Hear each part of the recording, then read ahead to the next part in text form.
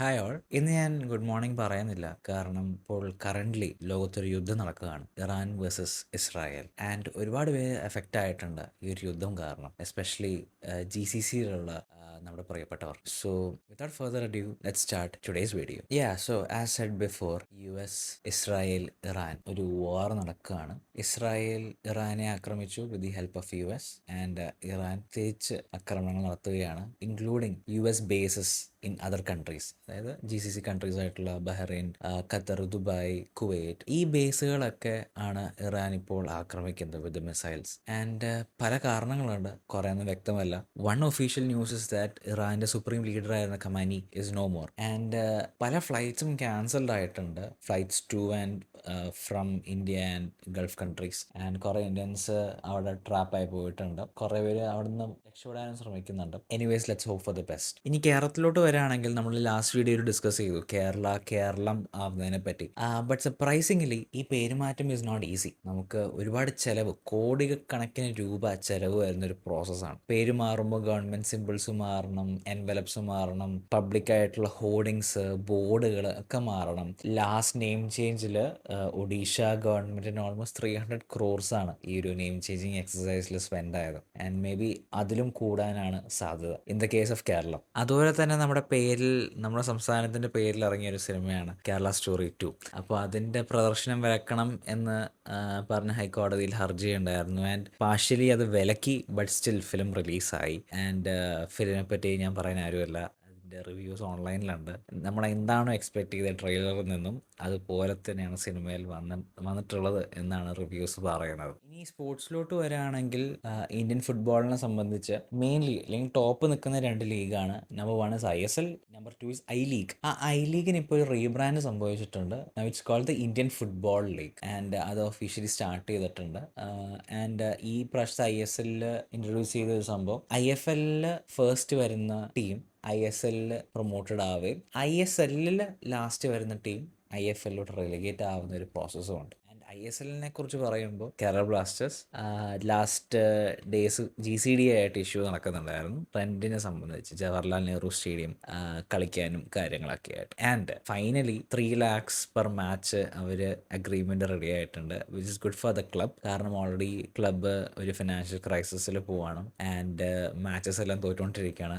Last ഇന്റർകാഷ് ആയിട്ടുള്ള match ഞങ്ങൾ കാണാൻ പോയായിരുന്നു, and it was A disaster. So already fans disappointed ആണ്. സ്റ്റേഡിയത്തിലെ ആൾക്കാർ കളി കാണാൻ വളരെ കുറവായിരിക്കും. ആൻഡ് അതിൻ്റെ ഇടയിൽ ഇത്രയും ഭീമമായ 8 lakhs ഒക്കെയാണ് GCDA നേരത്തെ ആവശ്യപ്പെട്ടത് four playing at JLN stadium. അപ്പോൾ അതൊട്ടും ഫിനാൻഷ്യലി വയബിൾ ആവില്ല. ബട്ട് 3 lakhsലോട്ട് കുറച്ചത് ഒരു ആശ്വാസമാണ് ക്ലബിന്. നമ്മുടെ പ്രധാനമന്ത്രി നരേന്ദ്രമോദി ഒരു പുതിയ റെക്കോർഡ് ഇട്ടിട്ടുണ്ട്. The world's most followed leader on Instagram. 100 million followers ആണ് നരേന്ദ്രമോദിക്ക് ഇപ്പോൾ ഉള്ളത്. നരേന്ദ്രമോദി കഴിഞ്ഞാൽ പിന്നെ most followed is Donald Trump, almost 40 million followers ഉണ്ട്. പിന്നെ ഇന്തോനേഷ്യൻ പ്രസിഡന്റിന് 1.5 കോടി ഫോളോവേഴ്സ് ഉണ്ട്.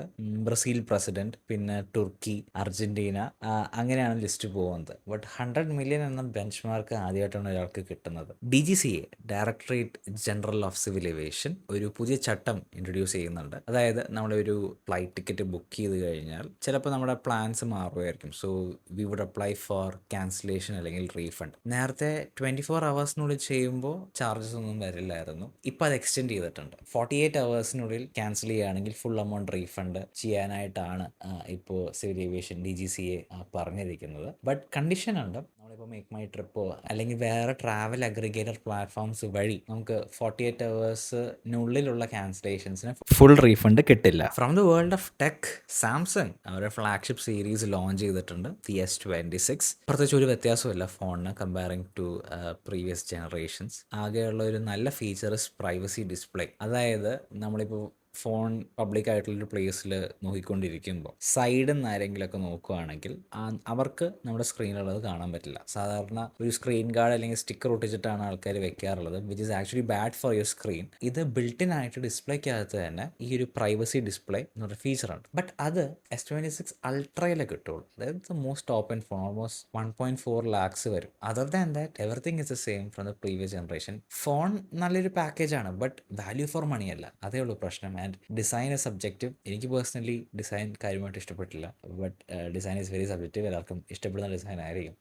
ബട്ട് തിങ് ഇസ് ഒരു കംപ്ലീറ്റ് സോളിഡ് പാക്കേജാണ്, പക്ഷേ വാല്യൂ ഫോർ മണി അല്ല ആൻഡ് സിഗ്നിഫിക്കൻ്റ് ആയിട്ടുള്ള ചേഞ്ചസ് ഒന്നുമില്ല. ഇങ്ങനത്തെ സിറ്റുവേഷൻസിലൊക്കെയാണ് നത്തിങ് ഒരു മാതൃകയാണ്. നത്തിങ് എല്ലാ വർഷവും പുതിയ സീരീസ് ഓഫ് ഫോൺ എടുക്കില്ല. അവർക്ക് എന്തെങ്കിലും സിഗ്നിഫിക്കൻ്റ് ഇമ്പ്രൂവ്മെൻറ്റ് കൊടുക്കാൻ പറ്റും അല്ലെങ്കിൽ ഇന്നോവേഷൻ കൊടുക്കാൻ പറ്റുമെങ്കിൽ മാത്രമേ അവർ ഫോൺ റിലീസ് ചെയ്യാറുള്ളൂ. ബട്ട് ലെജൻഡറി ബ്രാൻഡ്സ് ആയിട്ടുള്ള സാംസങ് ആയിക്കോട്ടെ, ആപ്പിൾ ആയിക്കോട്ടെ, വേറെ ഏത് ബ്രാൻഡും ആയിക്കോട്ടെ, അതൊരു ട്രഡീഷണൽ വേ ഓഫ് നോം പോലെയാണ് എല്ലാ വർഷവും ഒരു പുതിയ ഫോൺ റിലീസ് ചെയ്യുക എന്ന്. People are running out of innovation. എന്ത് കൊണ്ടുവരണമെന്ന് അറിയില്ല. അപ്പോൾ അതിൻ്റെ ഇടയിൽ ഇങ്ങനെ ഫോൺസ് ലോഞ്ച് ചെയ്യുമ്പോൾ ആർക്കും പ്രയോജനം ഉണ്ടാവില്ല. ബട്ട് നിങ്ങളൊരു സാംസങ് ഫോൺ യൂസ് ചെയ്യുന്ന ഒരാളാണെങ്കിൽ മേ ബി വേറെ സീരീസ്, 8 സീരീസ് അല്ലെങ്കിൽ J series, F series and എസ്സിലോട്ട് അപ്ഗ്രേഡ് ചെയ്യണമെങ്കിൽ always there is an option. ആപ്പിളിനെ കുറിച്ച് പറയുമ്പോഴാണ് ഓർത്തത്, ആപ്പിൾ പേ US-ലും മറ്റ് കൺട്രീസിലൊക്കെ യൂസ് ചെയ്യുന്നൊരു പേയ്മെൻറ്റ് സിസ്റ്റമാണ് നമ്മുടെ ഗൂഗിൾ പേയും ഫോൺ പേ ഒക്കെ ഉള്ള പോലെ. ബട്ട് ആപ്പിൾ പേയിൽ മെയിൻലി കാർഡ്സ് സ്റ്റോർ ചെയ്തിട്ട് ടാപ്പ് ആൻഡ് പേ ആണ് അതർ കൺട്രീസിൽ ചെയ്യാറുള്ളത്. ആൻഡ് ഇന്ത്യയിലോട്ട് അവർ വരാൻ കുറേ കാലമായിട്ട് ശ്രമിക്കുന്നുണ്ടായിരുന്നു. ബട്ട് ആപ്പിളിന് പ്രൈവസി വളരെ ഇമ്പോർട്ടൻ്റ് ആണ്. അപ്പോൾ ഡേറ്റ ഷെയറിങ് പറ്റില്ല, അങ്ങനത്തെ കുറച്ച് ക്രൈറ്റീരിയസ് ഉള്ളതുകൊണ്ട് ഇന്ത്യൻ ഗവൺമെൻറ് അത് അക്സെപ്റ്റ് ചെയ്യാൻ പറ്റില്ലായിരുന്നു. ബട്ട് എന്തൊക്കെയോ മാറ്റങ്ങൾ അല്ലെങ്കിൽ എന്തൊക്കെയോ വിട്ടുവീഴ്ചകൾ ചെയ്തിട്ട് Apple Pay is coming to India. UPI based ആയിരിക്കും Apple Pay. Already HDFC, ICICI bank ഒക്കെ ആയിട്ട് ടോക്സ് നടക്കുന്നുണ്ട് പാർട്ട്ണർഷിപ്സ് ചെയ്യാനായിട്ട്. ആപ്പിൾ പേ വരുമ്പോൾ കുറച്ചും കൂടെ നല്ലൊരു UI/UX പ്രതീക്ഷിക്കാം for iPhone users. From the world of Indian startups 1-2 news ഉണ്ട്. One is Internshala. കോളേജിൽ പഠിച്ചുകൊണ്ടിരിക്കുന്ന സമയത്ത് നിങ്ങൾ ഇന്റേൺഷിപ്സ് നോക്കിയിട്ടുണ്ടെങ്കിൽ ഡെഫിനറ്റ്ലി വിസിറ്റ് ചെയ്തിട്ടുള്ള ഒരു വെബ്സൈറ്റ് ആയിരിക്കും ഇന്റേൺശാല. ഇന്റേൺശാലയുടെ ഓൾമോസ്റ്റ് 90% സ്റ്റേക്ക് ഇപ്പോൾ അപ്ഗ്രാഡ് അക്വയർ ചെയ്തേക്കാണ്. റോണി സ്ക്രൂവാലയാണ് അപ്ഗ്രാഡിൻ്റെ co-founder and main investor. UpGrad ഒരു എഡ്ടെക് പ്ലാറ്റ്ഫോമാണ്.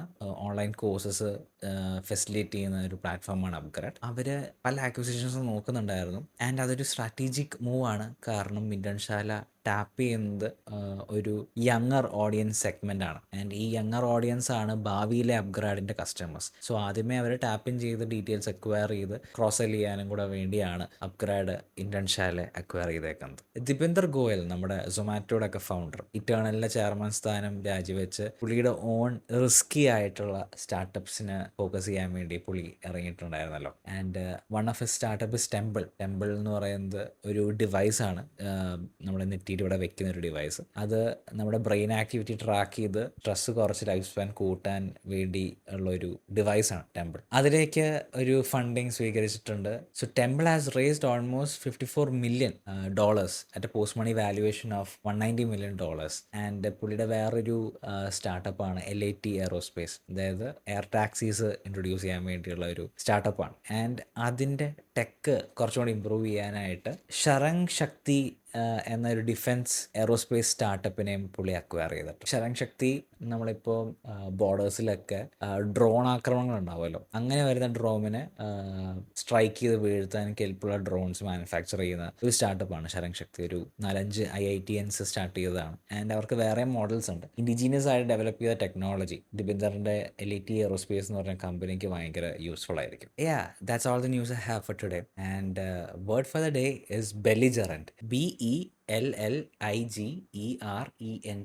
ബെലിജറന്റ് എന്ന് പറഞ്ഞാൽ unfriendly, aggressive, engaged in a war, അല്ലെങ്കിൽ ഒരു ഹോസ്റ്റൈൽ ആൻഡ് അഗ്രസീവ് ആറ്റിറ്റ്യൂഡ്, അതിനൊക്കെയാണ് ബെലിജറന്റ് എന്ന് പറയാം. ലോകം ഒരു വാറിലോട്ട് നീങ്ങുകയാണ്. ആൻഡ് ഓരോ നേഷൻസും ബെലിജറന്റ് ആവാതെ ഒരു പീസ് ട്രീറ്റി കണ്ടുപിടിച്ച് ഈ വാറിന് ഒരു ശമനം ഉണ്ടാവട്ടെ എന്ന് നമുക്ക് ആശംസിക്കാം, പ്രാർത്ഥിക്കാം. Let's pray for all those people on those affected areas. And see you in the next one.